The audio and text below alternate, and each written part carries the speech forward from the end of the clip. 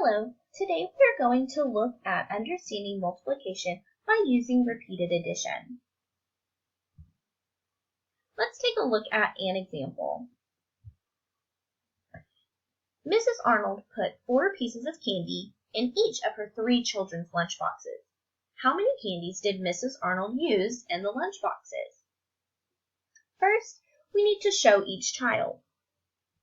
We have child 1, child 2, and child 3. Now let's begin putting the candy into each child's lunchbox until each child has 4 pieces. We have 1 piece for each child, 2 pieces for each child, 3 pieces for each child, and finally 4 pieces for each child. So if we take a look at our pictures, each child now has 4 pieces of candy.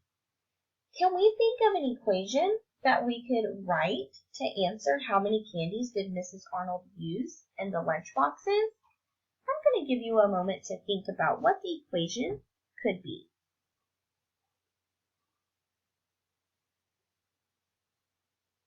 If you said 4 plus 4 plus 4 equals 12, you are correct.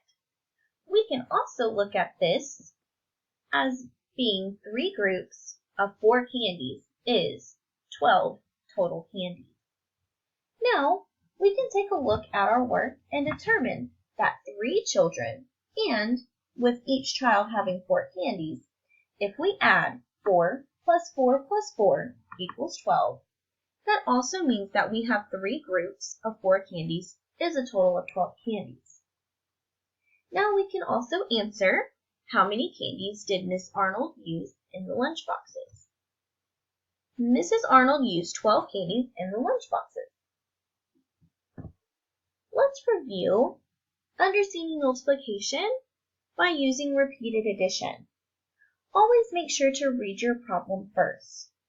Draw a picture to help you solve the problem. Always write a matching equation. And to remember the number of groups and the number of candies in this example, or objects or things, is the total number of candies or objects and things that you are taking a look at. Make sure to always double check your work.